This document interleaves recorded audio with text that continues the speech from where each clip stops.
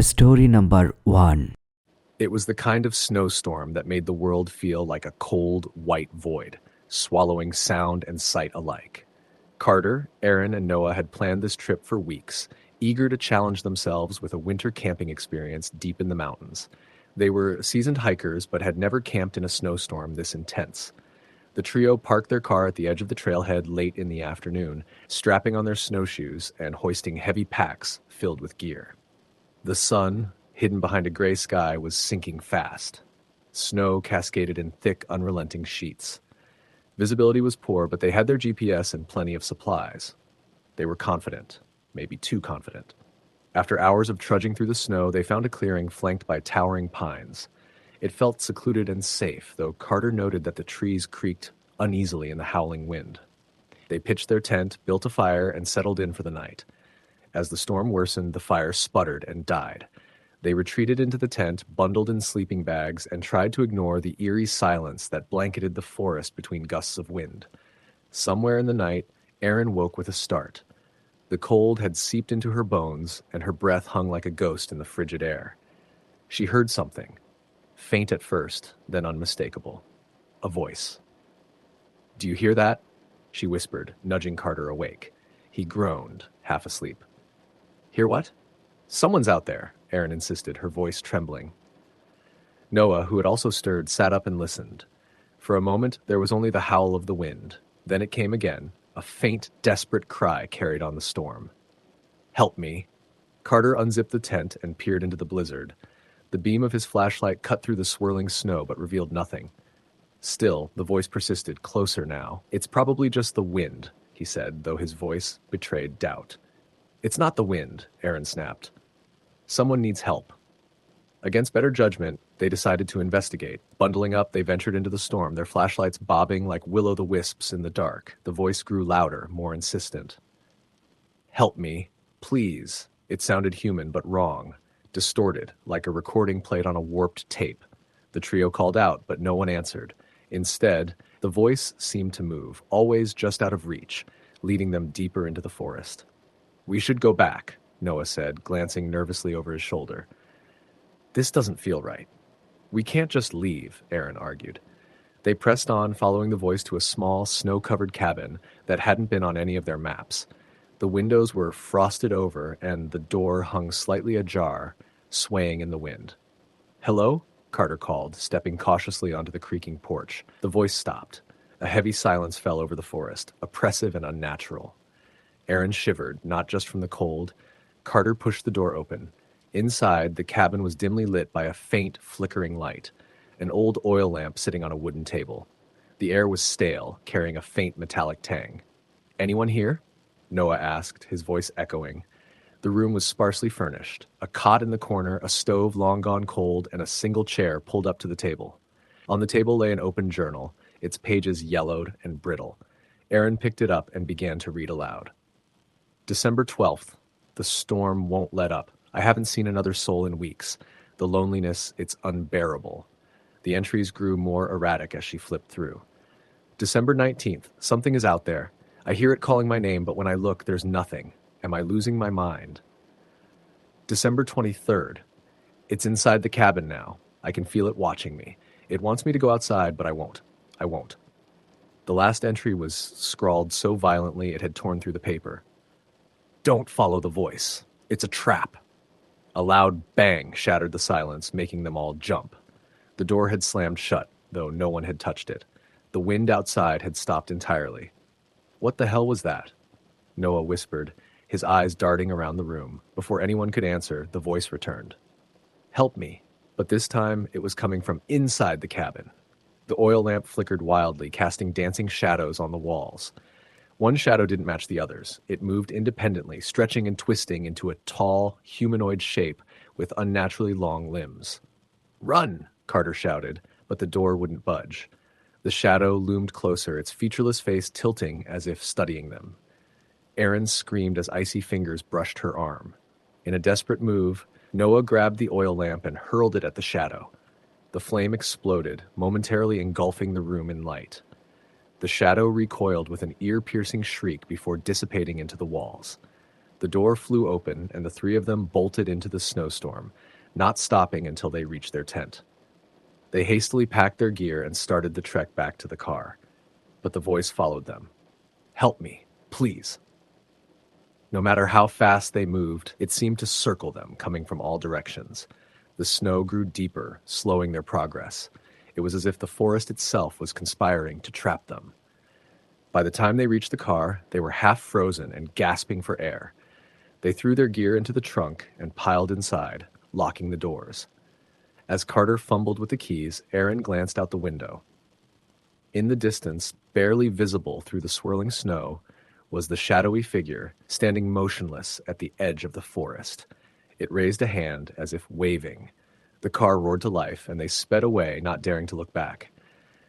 They never spoke of the trip again, though each of them was haunted by the same nightmare for years, a voice calling to them in the dark, pleading for help, and a shadow that always seemed just a little too close. Story number 2. The forecast had promised light flurries, nothing serious, and that was all the encouragement we needed to head into the mountains for a weekend of winter camping. It was me, my best friend Dylan, and his girlfriend, Rachel. We'd camped together plenty of times, but this was our first winter trip, and the excitement outweighed the chill creeping in as we hiked deeper into the forest. By mid-afternoon, the snow was falling harder than expected, and the temperature had plummeted. We picked a spot to set up camp, a small clearing surrounded by towering evergreens, and hurried to get the tent pitched before the storm worsened. The silence of the snowfall was eerie, broken only by the crunch of our boots and the occasional gust of wind. As night fell, the storm intensified. Wind howled through the trees, and the snow piled up quickly around the tent. We huddled inside, wrapped in layers of clothing and sleeping bags, trying to keep warm. The mood had shifted from excitement to unease, but no one said it out loud. Around 10 p.m., the first strange noise came. It was faint at first, barely audible over the wind, a soft, rhythmic crunching sound, like footsteps in the snow. "Did you hear that?" Rachel asked, sitting up. Dylan shrugged. "Probably just a branch falling or something." But I wasn't so sure. It sounded deliberate, like someone walking just outside the tent. I grabbed the flashlight and unzipped the flap, shining the beam into the storm. The light reflected off the swirling snow, but nothing else. No movement, no tracks. "It's nothing," I said, zipping the tent back up. But my heart was pounding. We tried to brush it off and settle back in, but the unease lingered. Rachel kept glancing at the tent walls, and Dylan tightened his grip on the hatchet he always brought camping. The storm raged on, and we eventually drifted into a restless sleep. At some point during the night, I woke up suddenly. I didn't know what had stirred me at first, but then I heard it again, the crunching footsteps, louder this time, circling the tent. "Dylan," I whispered, shaking him awake. "Someone's out there." Rachel woke too, her face pale. The three of us sat frozen, listening. The steps stopped directly outside the tent, and then came a soft, almost whispering knock against the fabric. "Hello?" A voice called, muffled but distinct. It was low and monotone, completely devoid of emotion. "Can you help me?" We exchanged nervous glances. The voice didn't sound panicked, didn't even sound cold or desperate, just wrong. "Who's out there?" Dylan called, gripping the hatchet. "Please, help me," the voice repeated, closer now. I felt my stomach drop. My flashlight was already in my hand, and I aimed it at the tent door. "We're not opening it," I said firmly. "Not until morning." "Help me," the voice insisted, louder this time. The tone didn't change, but it seemed to come from multiple directions at once. Rachel whimpered, pulling her sleeping bag tighter around her. "This isn't normal," she whispered. "Something's wrong." The footsteps started again, circling the tent faster now, the crunching snow mixing with the howling wind. My hands shook as I held the flashlight, the beam trembling against the fabric, and then, all at once, it stopped. No footsteps, no wind, just an eerie, absolute silence. We sat there, waiting, every second feeling like an eternity. Finally, Dylan whispered, "Maybe they left." Before I could respond, the entire tent shuddered violently, as if something had grabbed it and was shaking it from the outside. Rachel screamed, and Dylan lunged for the zipper, determined to face whatever was out there. I tried to stop him, but he'd already unzipped the door and stepped out, hatchet in hand. "Dylan!" I shouted, following him into the storm. The snow was blinding and the cold hit me like a wall. My flashlight cut through the darkness, but all I could see was Dylan turning in circles, his breath visible in the icy air. "There's no one here," he said, his voice shaking. But he was wrong. As I scanned the tree line, the beam of my flashlight caught a figure standing motionless among the trees. It was barely visible through the falling snow, but its outline was unmistakable, a tall, thin figure, draped in what looked like tattered clothing. "Who's there?" Dylan shouted, raising the hatchet. The figure didn't move, didn't react. It just stood there, its presence unnervingly still in the chaos of the storm. "Let's go back inside," I said, grabbing Dylan's arm. My voice wavered and I could feel my body trembling, not just from the cold, but from fear. We backed into zipping it shut as quickly as we could. Rachel was crying now, rocking slightly as she clutched her knees to her chest. "It's fine," Dylan said, though his voice betrayed him. "We'll just wait it out until morning." None of us slept. The footsteps returned, slow and deliberate, circling the tent over and over. Sometimes they stopped and we'd hear that voice again, calling out from impossibly close. "Help me." As dawn broke, the storm began to ease. The wind died down and the snow stopped falling, but the silence outside felt heavier than the storm ever had. We decided to leave. The thought of staying another moment was unbearable. We packed up quickly, not even bothering to fold the tent properly. As we hiked back toward the trailhead, we kept looking over our shoulders, half expecting to see that figure following us. When we finally reached the car, the relief was overwhelming. But as I turned the key in the ignition, something caught my eye, a single set of footprints in the snow, leading away from where we'd parked. They weren't ours. They were too far apart, the steps too deep. I didn't say anything. I didn't have to. The others had seen it too. We never went winter camping again. To this day, I don't know what we encountered out there, but sometimes, on quiet, snowy nights, I hear it again. Soft footsteps in the snow and that haunting, emotionless voice. "Help me." Story the end. Story number 3. The snowstorm came earlier than predicted, turning the sky an ominous shade of gray by the time Sam, Lila, and Jake reached the campsite deep in the forest. They'd planned this trip for weeks, a weekend of winter camping to challenge themselves and escape the city noise. None of them expected the weather to take such a sharp turn.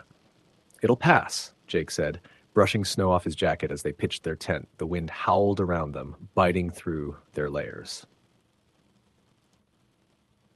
Just a flurry. But as night fell, the flurry transformed into a relentless blizzard, blanketing the ground and muffling every sound except the wind. They huddled in the tent, the thin fabric walls rippling with each gust. The small propane heater between them was the only source of warmth. "You think anyone's out in this?" Lila asked, her voice barely above a whisper. "Doubt it," Sam replied, glancing at the swirling snow outside the tent's small window. "No one's stupid enough to be out here now, except us." Jake chuckled nervously, but Lila didn't smile. Something about the storm felt wrong. It wasn't just the cold, it was the oppressive silence between gusts, the way the wind almost seemed to carry whispers. They ate a quick dinner of freeze-dried meals and crawled into their sleeping bags. The wind outside grew louder, battering the tent like unseen hands trying to tear it apart. Eventually, exhaustion claimed them, and they drifted off to uneasy sleep. Lila woke first. She wasn't sure what roused her, but her heart was pounding. The heater had gone out, leaving the tent bitterly cold. She sat up, fumbling for her flashlight, and froze. A voice, faint, distant, but unmistakable. A woman's voice carried on the wind. "Hello? Is anyone there?" Lila's breath caught in her throat. She strained to listen, unsure if she was imagining it. "Help me," the voice called again, closer this time. She shook Sam awake. "Do you hear that?" He groaned, half asleep. "Hear what?" "Someone's out there. A woman. She's calling for help." Jake stirred, rubbing his eyes. "What's going on?" "There's someone out there," Lila said, grabbing her coat. Sam sat up, his brow furrowed. "It's probably just the wind. You've heard how it can sound like voices in storms." "No," Lila insisted. "It's not the wind. Someone needs help." Against Sam's protests, they all bundled up and stepped out into the storm. The snow was knee-deep and the wind stung their faces. Their flashlights barely penetrated the swirling white. "Hello?" Jake called, his voice barely carrying over the gale. For a moment, there was nothing but the howling wind. Then the voice came again, clearer now. Help me, please. It was definitely a woman, and she sounded desperate. The three exchanged uneasy glances before trudging toward the sound them deeper into the forest, led them deep to the forest, away from the tent and the safety of their campsite. The storm seemed to grow worse with each step, the snow falling so heavily it obscured their tracks almost instantly. This doesn't feel right, Sam muttered, glancing over his shoulder. We should go back. We can't, Lila snapped. What if she's hurt? The voice came again, closer still. They pushed forward until they saw a faint light through the trees, a dim, flickering glow that looked like a lantern. There, Jake pointed. They stumbled into a small clearing where an old cabin stood half buried in snow. The light came from a lantern hanging by the door, swaying in the wind. This wasn't on the map, Sam said, his voice tight. Maybe she's inside, Lila said, already moving toward the cabin. The door creaked open easily under her touch. Inside, the air was cold and still. Dust covered every surface, and cobwebs hung from the ceiling. It didn't look like anyone had lived there in decades. Hello? Jake called, stepping inside, no answer. A single chair sat in the center of the room, facing the wall. On the table beside it was a leather-bound book, its cover cracked and worn. Lila picked it up and opened it. It was a journal. The entries were dated from the early 1900s. The snowstorm has trapped me here for days. I can't leave. The voices won't let me. Lila frowned and flipped to the next page. They call to me every night, begging for help. But when I follow, they lead me further into the woods. They don't want help. They want me. The final entry was scrawled in shaky handwriting. If you're reading this, leave now. Don't follow the voices. Don't trust the light. A loud thud made them all jump. The door had slammed shut, though no one was near it. The storm, Sam said, though his voice shook. But then they heard it again. The voice, clear as day, coming from just outside the cabin. Help me.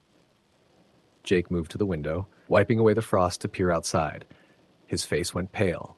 What is it? Lila asked, her stomach knotting. There's someone out there, he whispered.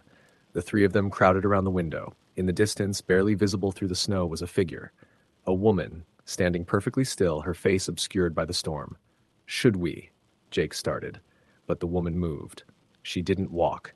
She glided, unnaturally smooth, closer and closer to the cabin. Lila stumbled back, her heart racing. That's not a person. The lantern outside flickered and went out, plunging the cabin into darkness. Run, Sam shouted, yanking the door open. They sprinted into the storm, not daring to look back. The snow was blinding, but they pushed forward, desperate to find their campsite. The voice followed them, closer and louder. Help me. Don't leave me. It sounded almost angry now, distorted and wrong. When they finally reached the tent, it was half collapsed under the weight of the snow. They grabbed what they could and ran toward the trailhead, their breath coming in panicked gasps. The storm began to ease as they neared the car. By the time they climbed inside, the wind had stopped entirely. The forest was silent again. As Jake started the engine, Lila glanced back toward the trees. The woman was there, standing at the edge of the forest, watching them. Her face was pale, her eyes dark pits. She raised a hand as if to wave. The car sped off, leaving the forest and its secrets behind. None of them spoke on the drive back to the city. They never told anyone what happened that night, but each of them knew they would never go back, because some voices aren't meant to be answered. Story the end. Story number 4. The snowstorm wasn't supposed to start until late that night, but by the time James, Mia, and Eric reached the ridge where they planned to camp, thick flakes were already falling fast. The trail had disappeared under fresh snow, and the wind picked up with each passing minute. They had no choice but to set up camp sooner than planned, just a few miles from the summit. Let's make this quick, James said, his voice muffled by his scarf as he worked to anchor the tent. We're going to get buried out here if we're not careful. Mia glanced at the darkening sky. We should have checked the weather again before heading out. Eric laughed nervously. What's an adventure without a little danger? None of them answered. The snow was already up to their shins, and the air felt heavy, as though the storm carried something more than just ice.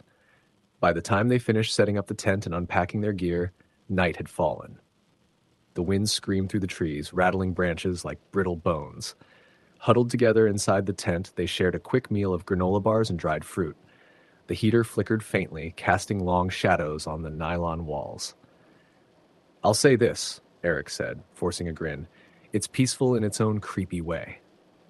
"Yeah," Mia said, though her tone suggested she didn't quite agree. She'd been on edge since they arrived, glancing over her shoulder every time the wind shifted. James noticed, but didn't mention it. He was trying to stay calm himself. He wasn't sure if it was the storm or something else, but a strange unease had settled over him the moment they stepped off the trail. Later that night, as the three of them drifted into restless sleep, Mia woke abruptly. Her heart was racing, though she couldn't remember why. At first, she thought it was the wind. It howled like a living thing, shaking the tent. But then she heard something else. Soft, faint, but distinct, a voice. It sounded like a man calling out from somewhere in the storm. Mia sat up, holding her breath. "James?" she whispered, shaking him awake. He groaned. "What?" "Listen," she said. He rubbed his eyes, frowning. "What am I listening for?" Eric stirred. "What's going on?" Mia held up a hand. "Shh. Just listen." For a moment, there was only the sound of the wind. Then it came again, a muffled, distant call. "Help, please." Eric sat up, his brow furrowed. "Is someone out there?" "It sounds like it," Mia said, her voice shaky. "We can't just ignore it." James grabbed a flashlight. "We'll check it out, but we stick together. No splitting up." Bundling themselves against the cold, they stepped into the storm. Snow lashed at their faces, and the beam of James's flashlight barely cut through the darkness. The voice called out again, faint but insistent.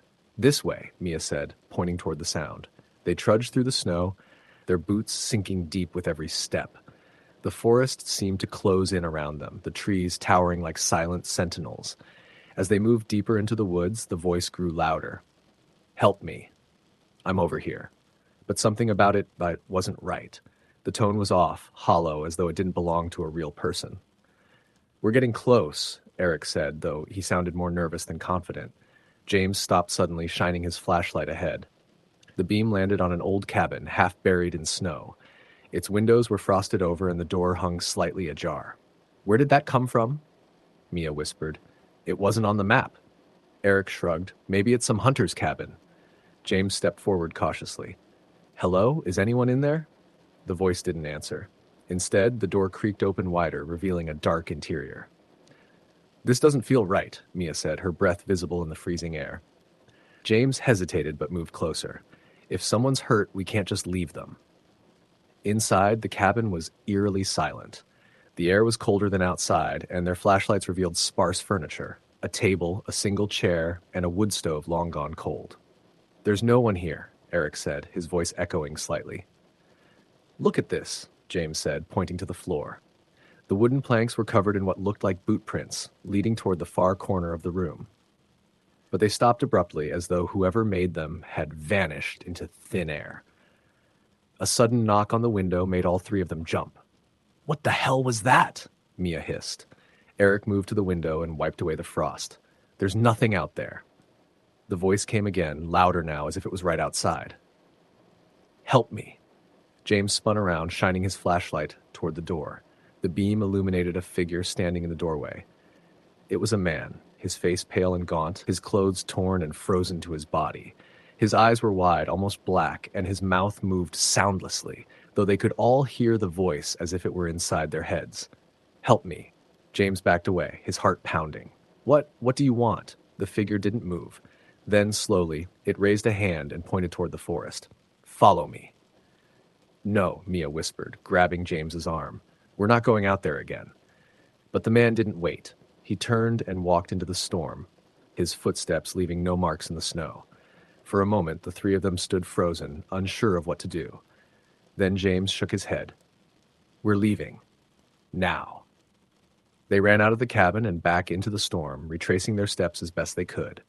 The wind howled around them, and the snow seemed deeper than before, slowing their progress. The voice followed them. "Help me. Don't leave me." It grew louder, more desperate, until it felt like it was coming from all directions. Finally, they saw the glow of their tent in the distance. But when they reached it, they found it collapsed, the fabric shredded and their gear scattered. "Just go," James shouted, his voice barely audible over the wind. They didn't stop until they reached the trailhead, their legs burning and their faces numb from the cold. The car was covered in snow, but it started on the first try, and they drove away without looking back. As they descended the mountain, the storm began to ease. By the time they reached the highway, the skies were clear, and the stars shone brightly overhead. None of them spoke on the drive home. Weeks later, James searched online for any mention of the cabin or strange occurrences in the area. What he found sent a chill down his spine. Decades ago, during a similar snowstorm, a group of hikers had gotten lost in the same forest.